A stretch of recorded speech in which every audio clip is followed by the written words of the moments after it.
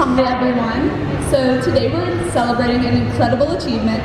50 years ago, the eyes of the world watched as NASA helped put mankind on the moon. The Apollo missions and Lunar Landing were one small step for man and one giant leap for mankind.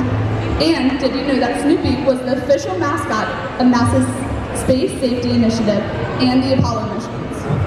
Now that we've helped Snoopy get to the moon, we're bringing space to you. Today, we're honored to answer all of your questions about the lunar landing and the Apollo missions from NASA retiree and Apollo expert, Brad Perry. Now, a little bit about Brad. As a high school student, Brad Perry gained national attention for the full-scale interior mock-up of the Apollo command module that he and his father built in the basement of the home in North Carolina. Brad subsequently trained and simulated the full Apollo 16 mission in real time in April 1972. Remaining inside the CM mock-up for the entire 11-day mission and duplicating the activities of the actual astronauts. Brad started his NASA career as a co-op student at the Johnson Space Center in 1974. And except for a 6-year stint flying as a U.S. Air Force pilot, he worked continuously for NASA from 1978 until retiring in 2013. Brad's NASA career included serving as an astronaut instructor for the space shuttle, designing payload capabilities for the International Space Station, crew systems research, and evaluating proposal concepts for NASA's robotic space missions. He is the recipient of NASA's Exceptional Service and Outstanding Leadership Medals. Please welcome Brad Perry. Thank you, really good to be here. So, this is a very exciting summer for us as we celebrate the 50th anniversary of the historic Apollo 11 landing, which officially will be 50 years ago next Saturday, 1 week from today. Hard to believe. So I'm looking out and I'm wondering how many of you have memories of seeing all this on TV when it occurred, and I suspect it's not very many of you. I do, because you have to be somewhat over 50 years old to have lived back then and have a memory of it. But I remember it very vividly. In fact, I remember the Apollo 8 mission that orbited the moon Christmas time the prior Christmas, December 68. That mission was very important to enabling the Apollo 11 mission to proceed to a lunar landing. They had 2 more missions, Apollo 9 in February of 69, Apollo 10, which was a dress rehearsal for the lunar landing in May, and then, of course, the historic Apollo 11 mission in July. So, it was just a very high point in our country's history. The whole world stopped and watched it. They even ceased fighting in Southeast Asia for a short while to watch these 2 men walk on the moon in their white suits. And of course, these 2 men were Neil Armstrong and Buzz Aldrin. And we had 5 other missions land with 2 astronauts each walk on the moon before the program concluded with Apollo 17 in December of 72. And of the 12 men that walked on the moon, only 4 of them are still living and with us today. They're all in their upper 80s or beyond. So, let me open up the discussion here for questions. Who has a good question for me? Anything about Apollo? How about something about along the lines of what it takes to be an astronaut? It doesn't take any one thing in particular other than excellence at what you do. And when I say that, I mean you don't have to be a pilot, you don't have to be a PhD scientist, you can be either of those 2 things. You can be a medical doctor, you can be an engineer with a lot of experience and training. And so for you young people out there, if you're looking at thinking about being an astronaut, just find your passion. What is it you're interested in doing? Do your best at it. And that's what it's all about. And so, any questions yet? Okay. Any problems on the Apollo 11 mission? Yeah, I can talk about it.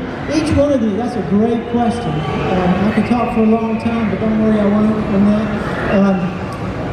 Each of these Apollo missions, there were 6 that landed, Of course, Apollo 13 had the explosion en route to landing, and they were very fortunate to get home alive. That was not deemed a survivable scenario before that mission, and therefore they weren't trained for that. And mission control and everyone working together had to develop real-time procedures to get them home, and they did that successfully. But for each of the 6 missions that did land on the moon, Apollo 11, Apollo 12 in November of '69, Apollo 14 in February, March timeframe of '71, Apollo 15 in July of '71, 16 in April of '72, and the final mission, Apollo 17 in December '72. They all had their challenges. Apollo 11, let's just talk about that for a brief moment. They had computer alarms in the lunar module as they were doing the PDI, power descent initiate the burn, and go down and land on the surface. And it was a 1202 alarm, and then another 1202 alarm, and then a 1201 alarm. But those were basically computer overload alarms. But they were very smart back to those early days of computer programming, because the flight computers they had on board, when they got overloaded, they shed the less important tasks and continued doing the more important things. And that's how they had to go and continue to land when they were having these computer overload problems. And then they were about to land in a football field-sized crater, and Neil Armstrong had to take over and manually fly the lunar module to clear that crater with boulders in it the size of a car. That would have been a very dangerous place to land. And then the fuel became very critical. And if you listen to the air-ground transcript in the last minute, before they landed, you'll hear Neil Armstrong asking about those alarms. Then you'll hear mission control saying, only call-outs on fuel from this point on. You'll hear Capcom Charlie Duke say 60 seconds. And that's how much fuel they had left. And then if you listen longer, you'll hear him say 30 seconds.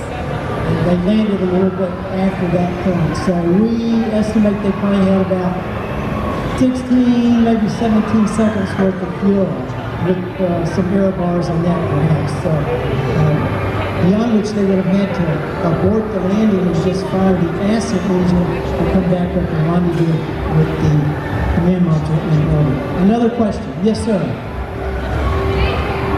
I can't hear. Is it hot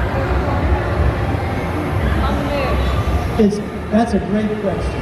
A young scientist in the making. The question is it hot or cold on the moon? And the answer is both. It's hot in the sunshine and it's cold in the shadows.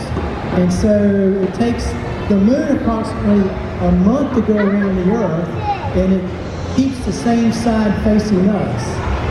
And so that means a lunar day is about 2 weeks long, and a lunar night's about 2 weeks long. So it gets plenty hot in the sunshine, and it gets plenty cold in the darkness, in the shadows, at lunar night. Very good. One more question. Anybody wondering what we're doing in the future? I'll talk about that in just a moment. Yes, sir. Can't hear.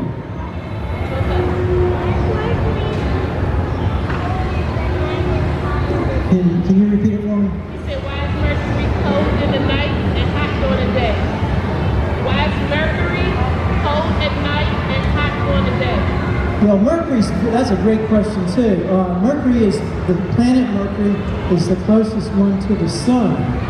And it goes around the sun in something like, I believe it's 88 days. So it goes with multiple years on Mercury for each year that we have on Earth, because a year is defined as one trip around the sun for us on Earth, where we orbit the sun. And so it's very close to the sun.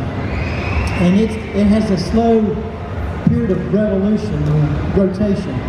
And so it gets plenty hot and also gets cold on the backside. But it actually has not as large a temperature extremes as the moon does, for a number of other reasons. So let me just conclude and say that we're excited to be on the front of opportunity today to go back to the moon.